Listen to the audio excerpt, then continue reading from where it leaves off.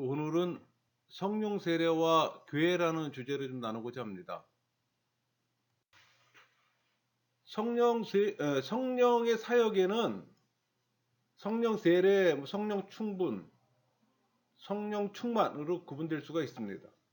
그러니까 오늘은 성령 세례, 그러니까 성령의 내주하심이죠. 여기다 초점을 맞춰볼까 합니다.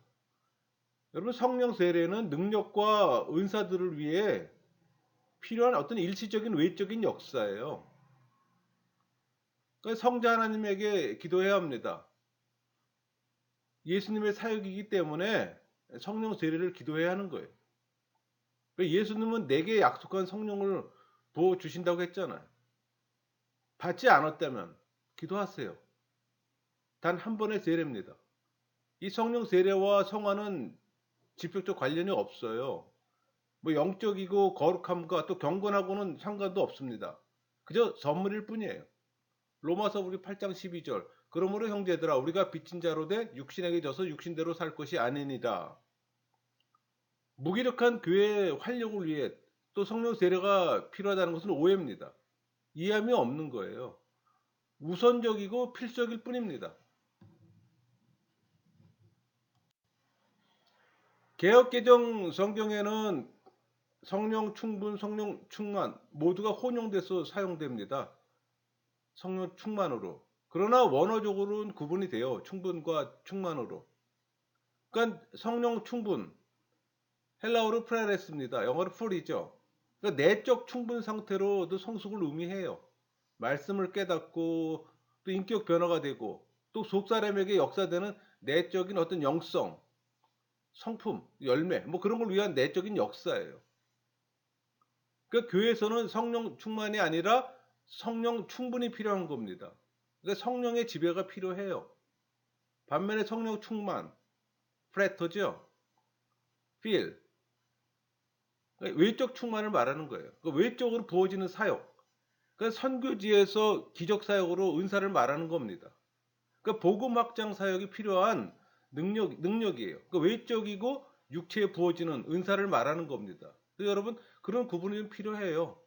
성령의 지배를 받는 거하고 성령으로부터 은사를 받는 거하고 그게 충분하고 충만입니다. 그러니까 여러분이 성령 세례 받아 그리스도의 몸된 교회의 일원이 된 겁니다. 근데 그게 여러분의 의지로 교회 안에 들어온 것이 아니라 하나님께서 구원받을 자로 부르신 자를 교회 일원으로 삼은 거예요. 그 성령 하나님의 사역입니다. 그러니까 하나님께서는 사람들을 부르시고 또 그들을 사용해 복음을 전하게 하시지만 또 사단의 노예였던 한 사람을 궁극적으로 또 하나님 자녀로 거듭나게 할 수 있는 것은 이 성령 하나님의 직접적 어떤 역사를 통해 이루어지는 겁니다. 우리 고린도전서 3장 6절 7절 볼까요? 나는 심었고 아볼로는 물을 주었을 때 오직 하나님께서 자라나게 하셨나니 그런즉 심은 이나 물 주는 이는 아무것도 아니로되 오직 자라게 하시는 이는 하나님뿐이니라. 성자 예수님께서도 이 사실을 인정하셨어요. 우리 요한복음 3장 5절. 사람이 물과 성령으로 나지 아니하면 하나님 나라에 들어갈 수 없느니라. 사람이 성령으로 거듭나야 또 죄와 사망의 법에서 해방되고 또 생명의 성령의 법을 따라 살게 되는 겁니다. 로마서 8장 2절. 이는 그리스도 예수 안에 있는 생명의 성령의 법이 죄와 사망의 법에서 너를 해방하였음이라. 한 사람이 거듭나 그리스도의 몸된 교회 일원이 되게 하시는 분은 바로 성령 하나님이에요. 사도 요한도 증거합니다. 요한복음 1장 13절. 이는 혈통으로나 육종으로나 사람의 뜻으로 나지 아니하고 오직 하나님께로부터 난 자들이니라. 그리스도의 몸된 교회가 이 독립된 조직을 갖게 된 결정적인 계기가 있어요. 그것은 바로 오순절 성령 강림 사건입니다. 그러니까 부활하신 예수님께서 승천하셔서 하늘 보좌에 앉으시고 또 약속하신 이 성령을 보내 바로 그 사건이 신약교회를 이루게 되는 계기가 된 겁니다. 오순절 이 성령 강림 이전에 교회는 하나님의 선택받은 이 족장들의 가정이나 이스라엘 국가 형태로 존재했잖아요. 그러나 이 성령 강림 사건 이후 교회는 비로소 특정한 가구의 식구나 특정한 나라의 뭐 백성 그 테두리를 초월합니다. 그러니까 인종과 나라에 제한하지 않고 누구나 예수님의 이름을 부르는 자가 그리스도의 몸된 교회의 지체가 되는 거예요. 로마서 10장 13절 누구든지 주의 이름을 부르는 자는 구원을 받으리라.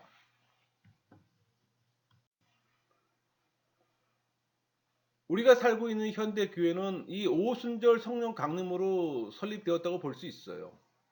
그러니까 부활하신 예수님의 약속대로 이 성령 강림하심으로 오늘날 같은 교회가 설립된 겁니다. 그러니까 교회 구성원이 되려면 회개하고 예수 그리스도의 이름으로 세례를 받고 또 죄 사함을 받아 성령 세례를 받아야 하는 거예요. 우리 사도행전 2장 38절 베드로가 이르되 너희가 회개하여 각각 예수 그리스도의 이름으로 세례를 받고 죄 사함을 받으라. 그리하면 성령의 선물을 받으리니. 죄인이 하나님의 교회 구성원이 되는 이 놀라운 역사는 바로 교회를 세우신 성령의 거듭나게 하는 사역에서 비롯됩니다. 이처럼 각 개인에게 친히 찾아오셔서 이 거듭나게 하심으로 구원의 방주인 또 교회로 들어가게 하시는 자비로우신 분이세요.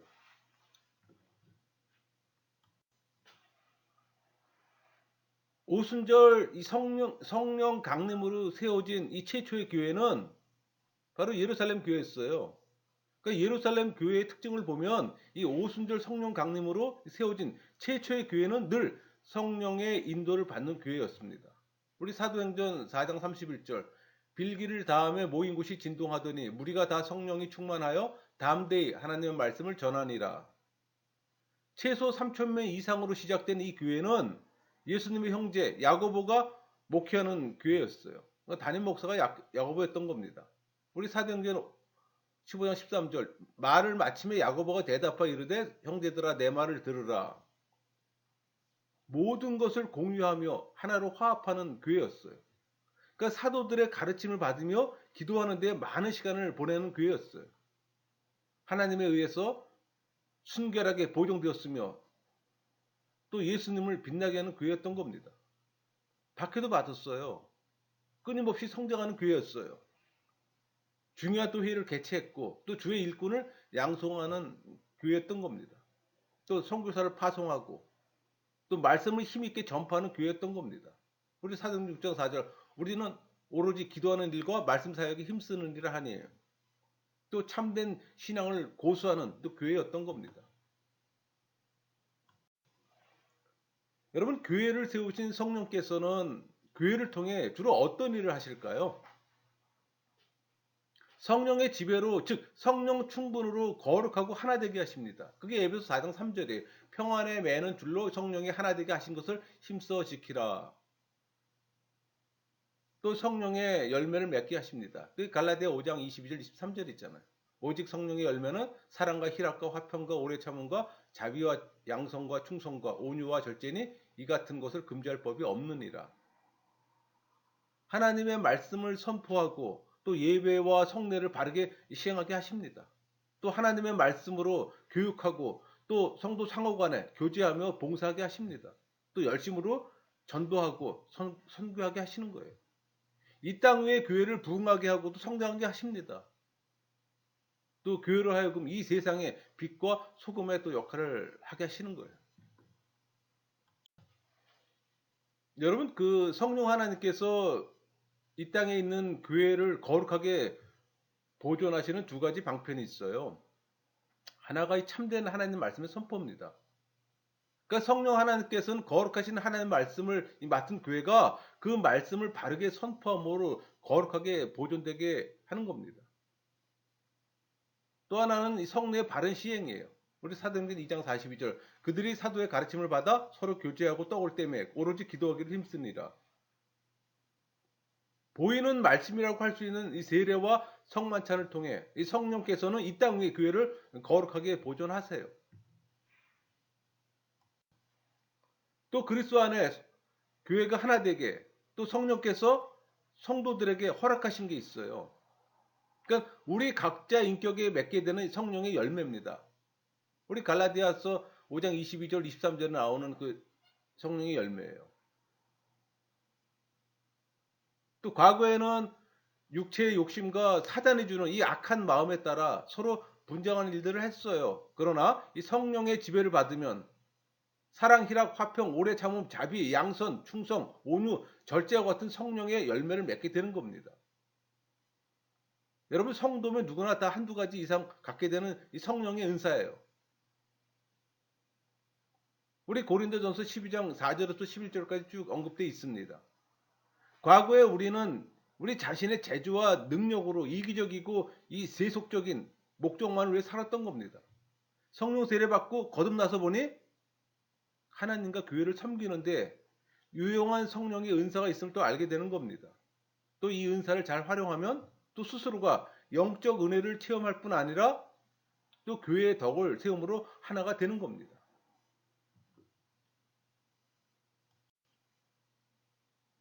여러분, 성령의 다스림을 받지 않아도 교회는 스스로 거룩해질 수 있을까요? 사람은 스스로 거룩해질 수가 없어요. 세상 속에서 이 순례의 길을 가는 성도들의 모임인 교회도 결코 성도 자신의 힘으로 거룩해질 수가 없어요. 성령의 다스림을 받지 않고 거룩하기를 도모하는 교회가 있다면 교회라기보다는 사단의 회당이라고 말할 수가 있습니다. 성도들이 오직 성령으로 거듭나 교회 일원이 되어 이 하나님 말씀을 듣고 또 지은 죄를 회개하며 말씀을 따라 순종할 때 점차 그리스도인의 모습을 닮아가게 되는 겁니다. 하나님의 교회도 오직 성령의 다스림을 받아 이 하나님 말씀이 바르게 선포됨으로 거룩하게 되는 거예요. 우리 디모데전서 4장 5절 하나님 말씀과 기도로 거룩하여짐이라. 눈에 보이는 말씀인 세례와 성만찬을 바르게 거행함으로 또 교회는 거룩하게 되는 겁니다. 우리 고린도전서 11장 23절에서 26절을 볼까요? 내가 너희에게 전한 것은 주께 받은 것이니 곧 주 예수께서 잡히시던 밤에 떡을 가지사 축사하시고 떼어 이르시되 이것은 너희를 위하는 내 몸이니 이것을 행하여 나를 기념하라 하시고 식후에 또한 그와 같이 잔을 가지시고 이르시되 이 잔은 내 피로 세운 새 언약이니 이것을 행하여 마실 때마다 나를 기념하라 하셨으니 너희가 이 떡을 먹으며 이 잔을 마실 때마다 주의 죽으심을 그가 오실 때까지 전하는 것이니라. 성령의 인침을 상징하는 이 세례와 이 거룩함을 의미하는 성만찬은 우리 교회를 거룩한 식탁에 앉히는 겁니다. 따라서 교회는 이 성령의 가르침을 따라 이 거룩한 예식을 바르게 시행할 때 거룩하게 보존되는 겁니다. 여러분의 교회는 성만찬을 매주 하십니까? 매주 하는 게 성경적이에요.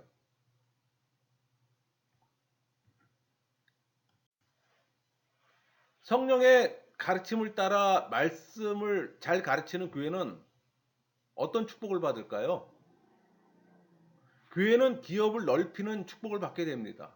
성령의 가르침을 따라 이 말씀을 잘 가르친 교회는 지경이 넓어져요. 더 많은 사람들을 구원의 방주로 인도하는 축복을 받게 됩니다. 교회는 이 사도들의 신앙 전통을 이어받아 교제하며 또 기도하기 힘쓰는 교회가 돼야 온 백성에게 또 칭송받는 축복을 받게 되는 겁니다. 우리 사도행전 2장 42절하고 47절 볼까요? 그들이 사도의 가르침을 받아 서로 교제하고 떡을 떼며 오로지 기도하기를 힘쓰니라.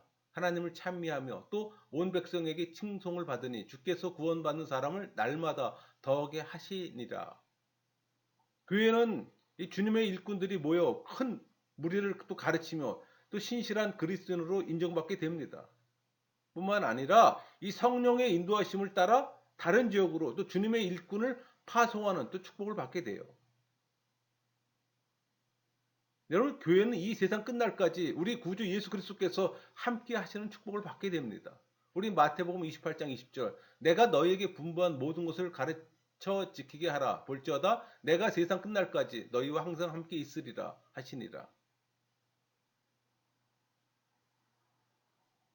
그런 교회는 하늘의 별과 같이 또 영원히 빛나는 또 교회를 축복받을 겁니다. 우리 다니엘서 12장 3절 지혜 있는 자는 궁창의 빛과 같이 빛날 것이요 많은 사람을 옳은 대로 돌아오게 한 자는 별과 같이 영원토록 빛나리라. 여러분, 하나님의 성전된 교회가 내적으로 가장 힘쓸 게 있어요. 그러니까 성령이 내주하시는 여러분은 하나님의 성전된 교회로 거룩함을 유지합니다. 여러분 한 사람 한 사람이 거룩해질 때 그 교회가 거룩해지는 거예요. 개개인이 거룩하지 않은데 어떻게 교회가 거룩해질 수가 있겠습니까? 여러분 모임이 결국 교회인데. 그러니까 거룩하신 성령께서 거하시는 것을 무시하고 스스로 더럽히면 교회는 반드시 멸망당할 겁니다. 우리 고린도전서 3장 16절에서 17절 너희는 너희가 하나님의 성전인 것과 하나님의 성령이 너희 안에 계시는 것을 알지 못하느냐. 누구든지 하나님의 성전을 더럽히면 하나님이 그 사람을 멸하시리라. 하나님의 성전은 거룩하니 너희도 그러하니라. 교회를 거룩하게 만들기 위해 성도가 해야 할 일은 경건을 훈련해야 하는 겁니다. 사도 바울은 디모데에게 경건에 이르기를 힘쓰라고 가르치면서 말씀과 기도로 거룩해질 걸 당부했어요. 그게 디모데전서 4장 5절 7절이에요. 하나님의 말씀과 기도로 거룩해짐이라 망령되고 허탄한 신화를 버리고 경건에 이르도록 내 자신을 연단하라.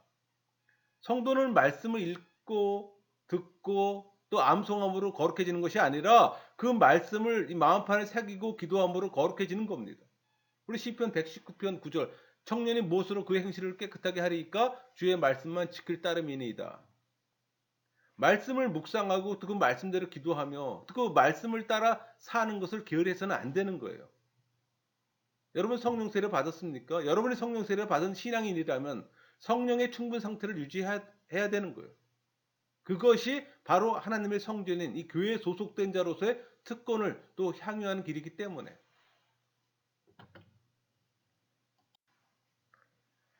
성령이 거하시는 교회는 어떤 예배를 하나님 앞에 할까요?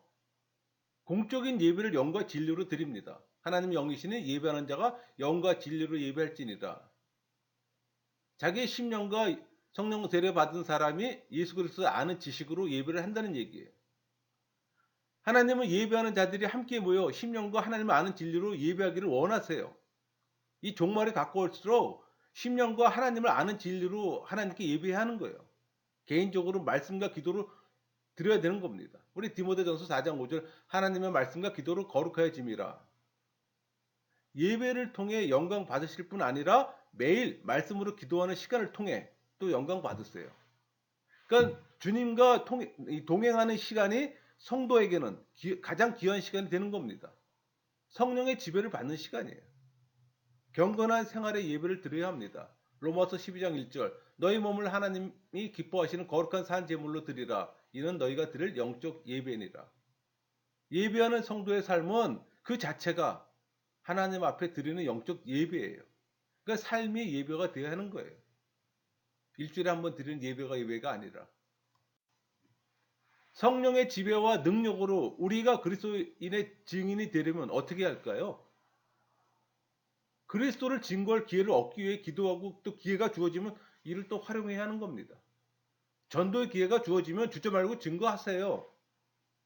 성경에 그리스도와 관련된 많은 주제들이 있지만 복음의 핵심을 놓치지 말고 증거해야 되는 거예요. 우리 로마서 14장 6절 예수께서 이르시되 내가 곧 길이요 진리요 생명이니 나로 말미암지 않고는 아버지께로 올 자가 없느니라.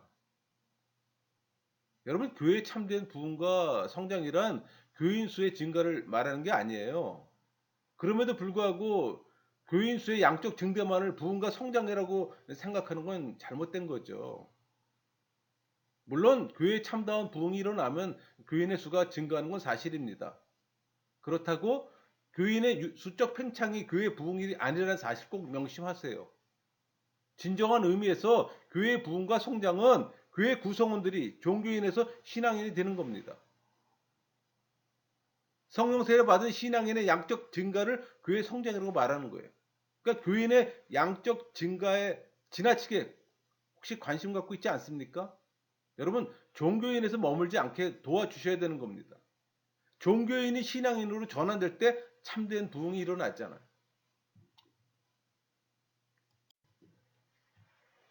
여러분 교회 부흥은 누가 누구를 통해 일으킬까요?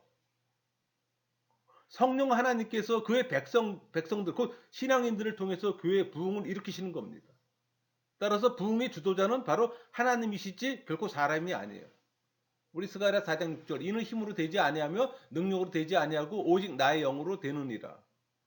교회 부흥은 사람의 힘이나 능력으로 되는 게 아닙니다. 오직 성령의 역사로 하나님께 주도하시는 거예요. 그러니까 종교인의 증가는 사람이 할 수 있어요. 그러나 신앙인의 증가는 성령님의 역사로만 가능합니다. 그러나 하나님은 사람들 가운데 신앙인들을 사용하셔서 부흥의 불을 지피신다는 사실 꼭 기억하세요. 우리 역대하 7장 14절 내 이름으로 일컫는 내 백성이 그들의 악한 길에서 떠나 스스로 낮추고 기도하여 내 얼굴을 찾으면 내가 하늘에서 듣고 그들의 죄를 사하고 그들의 땅을 고칠지라. 교인이 진정 하나님 앞에서 이 마음을 돌이켜 회개하고 또 하나님의 얼굴을 간구하면 그는 성령의 불길 가운데 또 있게 되고 또 교회 부흥의 도구가 될 겁니다. 여러분 교회가 부흥하지 않습니까? 먼저 자신을 돌아보세요. 진정 영적으로 거듭나야 할 사람들은 여러분 자신입니다. 그렇다면 이 교회의 진정한 부흥은 어떤 과정을 거쳐서 이루어질까요?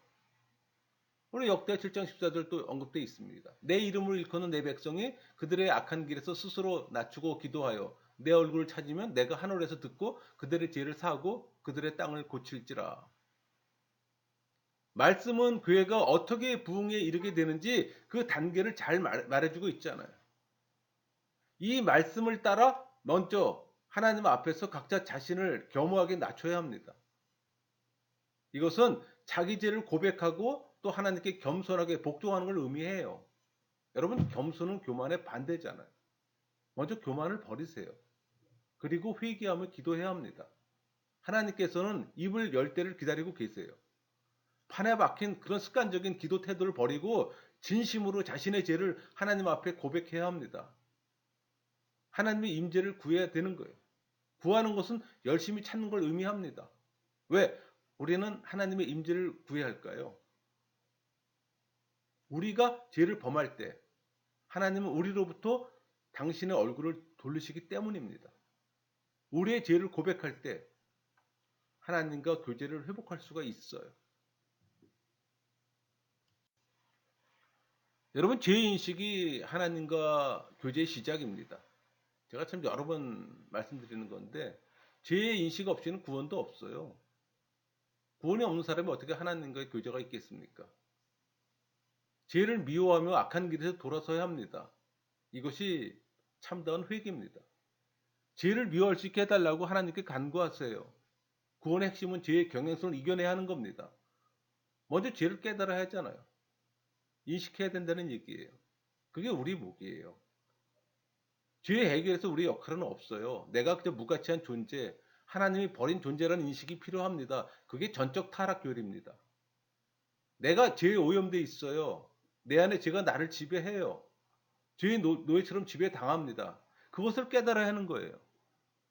그것을 해결할 수 없음을 깨닫는 것이 필요해요.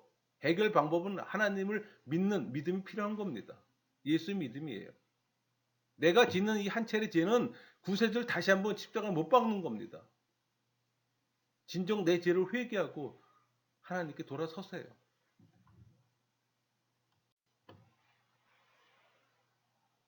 여러분 성령의 지배를 받는 이 신앙인에게 성령께서는 어떤 일을 행하실까요?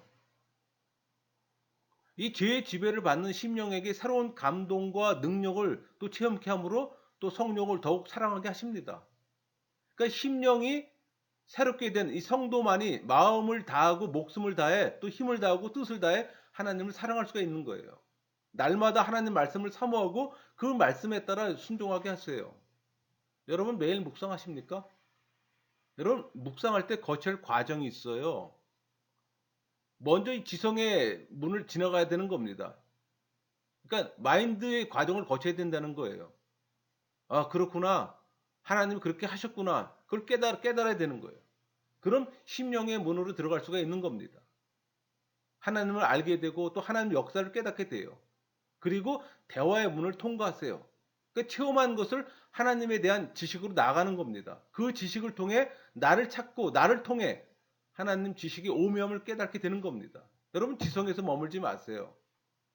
지성에 머물면 묵상에 머물지만 심령에 머물면 정감적 기도가 되는 겁니다. 그 과정을 하나님께 맡기세요. 나를 사랑하시는 하나님과 대화하세요. 대화는 그분을 나에게 반영시키는 겁니다. 훈련이 되면 기도 형태가 바뀌어요. 내가 수면 위에 있는지 물 밑에 있는지 알게 되는 거예요.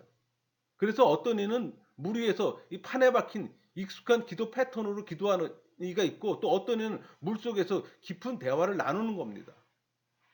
여러분은 어느 축에 해당됩니까? 종교인은 성경을 기계적으로 읽고 지적으로 동의하지만, 신앙인은 하나님의 말씀을 즐겁게 듣고 순종합니다.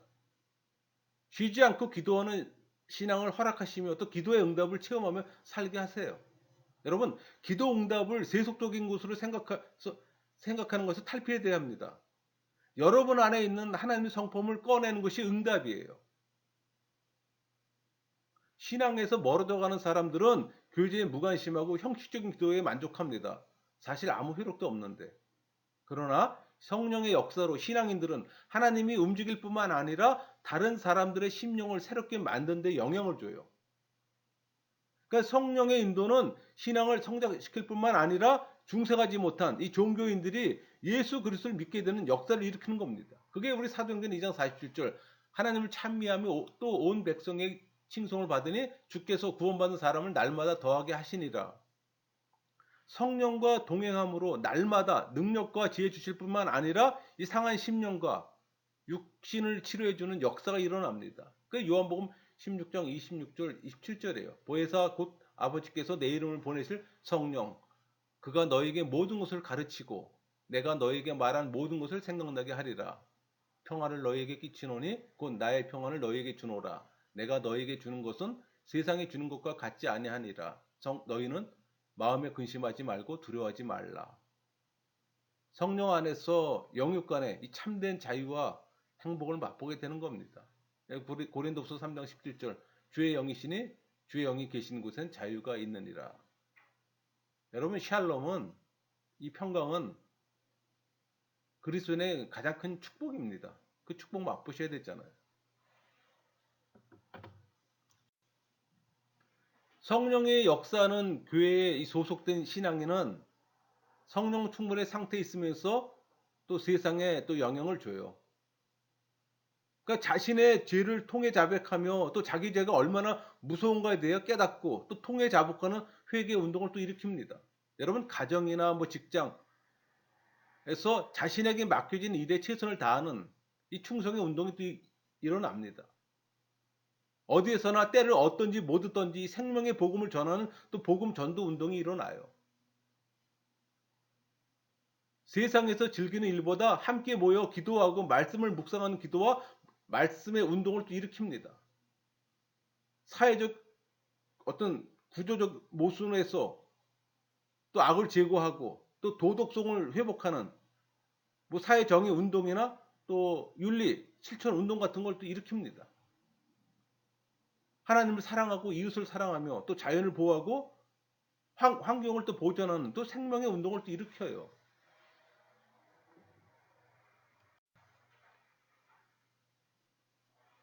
교회가 성령 부흥 운동을 일으키는 일에 걸림돌이 되는 게 있어요. 그게 사단과 그 졸개들이 귀신들입니다. 그러니까 사단의 조종을 받은 또 불신자들이에요. 또 세상과 교회의 양발을 거치고 있는 또 종교인들이에요. 또 거듭난 자로 돼 세상의 마음을 빼앗기고 있는 육신적인 또 신앙인들입니다. 이 모든 것들이 다 걸림돌이에요. 교회 구성원이 이 성령 충분의 상태에 놓이는데 장애가 되는 것들에 대해 우리 신앙인들은 어떤 자세를 취할까요?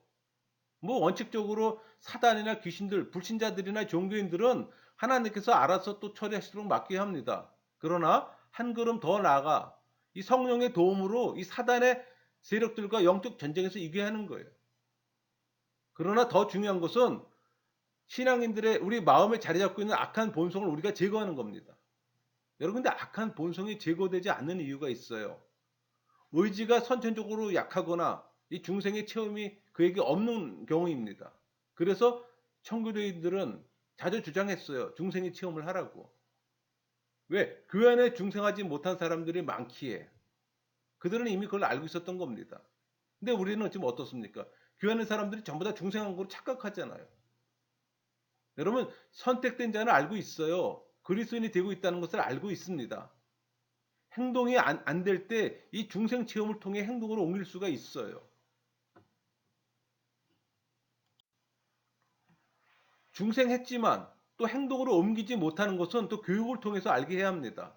그게 교회의 역할이에요. 중생을 회심이라고 말하지는 않아요. 차이는 없어요. 신학적 회심으로 구별할 뿐. 의지 전환이 중생이 있잖아요. 그러나 본인은 알지 못합니다. 하나님의 섭리는 비밀이기 인간이 몰라요. 여러분, 중생의 목적은 거룩함입니다. 또 거룩함은 칭의를 붙잡는 거고, 그리고 이 신의를 붙잡고 끝까지 살아가는 겁니다. 성화는 교제의 끈이에요. 내가 하나님 안에, 하나님이 내 안에 있는 겁니다. 마음이 청결한 자는 하나님을 볼 겁니다. 하나님과 교제하고 또 하나님의 임재가 수반됩니다. 죄 죽이기가 항상 이루어야 되는 거예요. 거룩한 삶을 살기 싫으면 자기도 피곤해요. 그러나 거룩으로 살면 편해집니다. 여러분, 그렇게 살아야 하는 겁니다. 큰 죄나 작은 죄, 알고 지는 죄, 모르고 지는 죄, 이 마음으로 지은 죄, 행동으로 지은 죄, 숨겨진 죄, 드러난 죄, 모든 죄를 이 하나님 앞에 내어놓고 통해 자복함으로 용서를 받아 이 성령의 기쁨과 은혜로 사는 축복을 누리세요. 말씀을 마치겠습니다.